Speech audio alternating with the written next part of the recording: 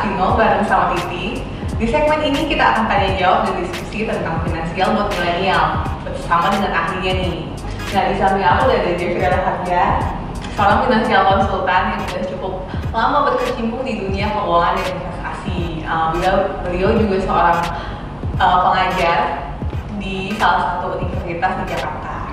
Nah, kali ini aku mau tanya-tanya tentang investasi buat milenial nih.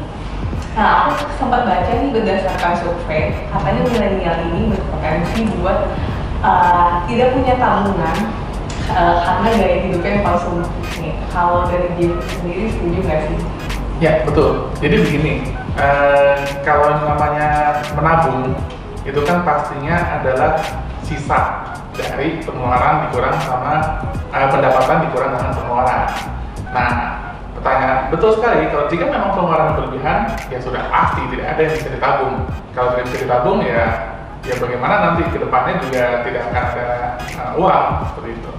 Terus juga milenial ini cenderung punya gaya hidup, yaitu yang tadi konsumtif, terus juga punya prinsip you only live once. Jadi kayak hidup cuma sekali, nah terus jadi kayak coba banyak hal. Sebenarnya ini tuh nggak apa-apa atau apa-apa sih? Ya, sebenarnya kalau bagi teman-teman milenial, saya sendiri juga mengacu you only live once.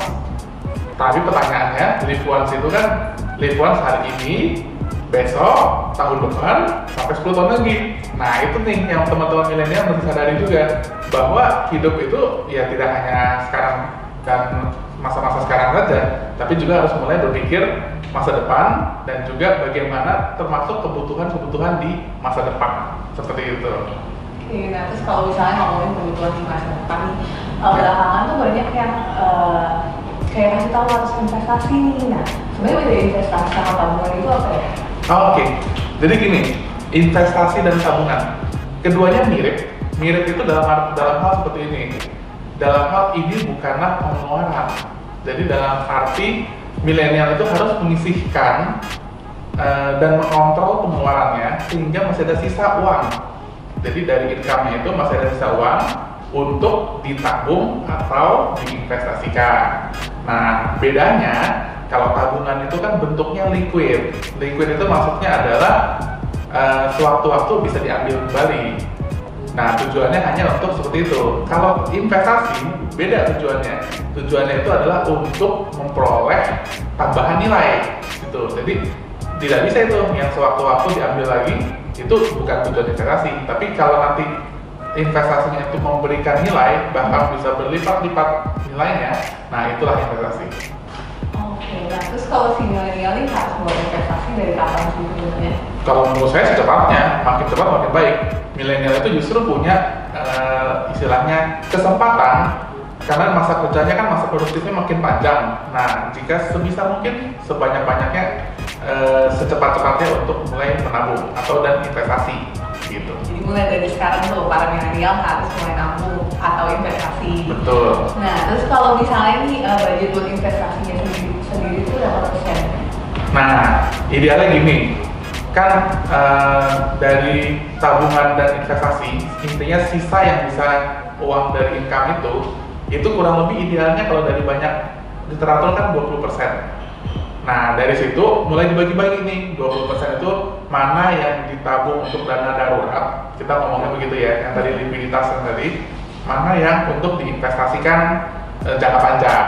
Nah, dari situ kalau dana darurat umumnya paling hanya ini umum aja ya, karena mungkin asumsinya beda-beda nih antara milenial, antara yang berkeluarga, tidak berkeluarga, atau ada yang masih ngekos sama yang rumah sendiri, itu beda. Tapi kita ambil rata-rata saja, dana darurat itu umumnya paling 2-3 bulan pengeluaran lah. Nah, barulah nanti sisanya itu, dan itu stabil dana pengeluaran itu, jadi sekali aja ada nilai tabungan situ, sisanya nanti kelebihan uangnya investasi. Nah, terus kalau misalnya milenial bagusnya investasi di apa nih? Oke.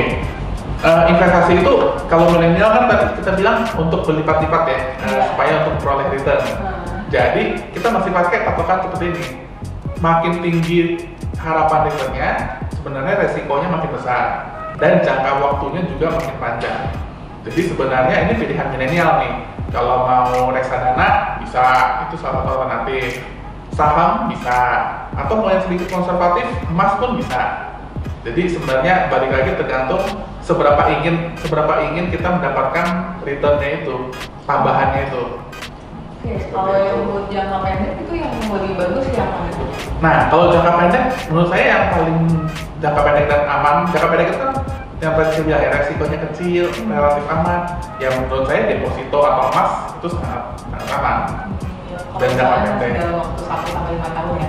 Nah, Betul. kalau misalnya di atas 5 tahun tuh yang bagus dan returnnya juga lumayan besar, itu kira-kira apa ya? Iya, itu tadi reksadana dan saham menurut saya. Bagi teman-teman milenial yang punya kemampuan untuk analisa saham seperti itu boleh tuh untuk dicoba untuk investasi di sana.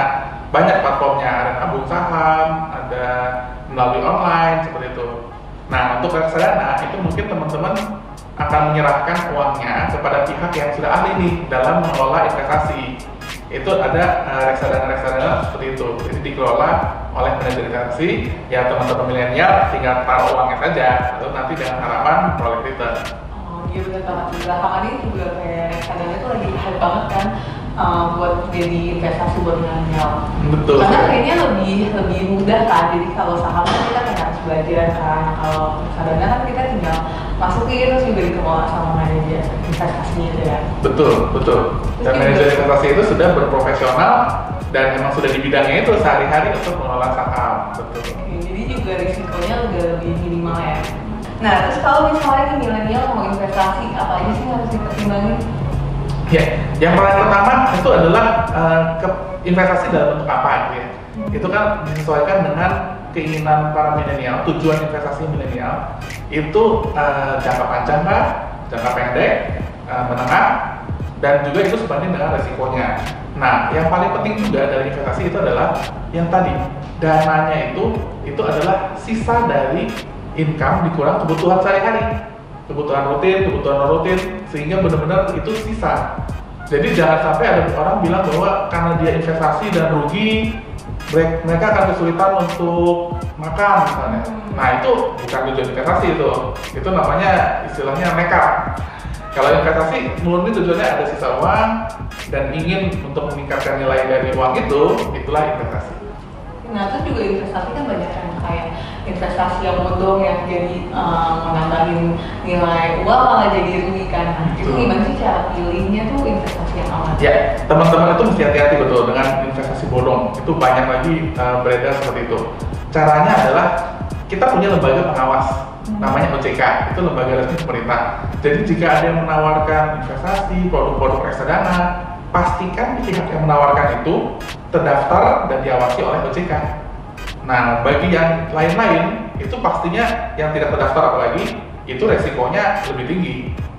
Jika memang kamu, teman-teman milenial itu sangat yakin dengan orangnya, misalnya ayah sendiri, keluarga sendiri, ya mungkin itu masih bisa dengan dipertimbangkan. Tapi jika orang tak dikenal gitu, nah itu teman-teman milenial mesti waspada terhadap investasi-investasi seperti itu.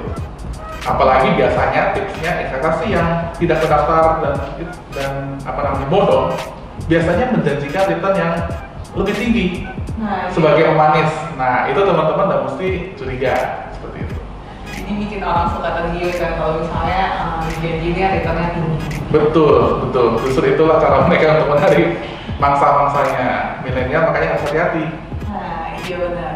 Jadi sebenarnya milenial itu emang udah butuh banget investasi dan secepatnya kalau misalnya emang ada uang yang bisa disisihin tuh bagus banget buat investasi. Nah investasinya apa itu banyak macam ya, bisa emas, reksadana, kemudian saham juga.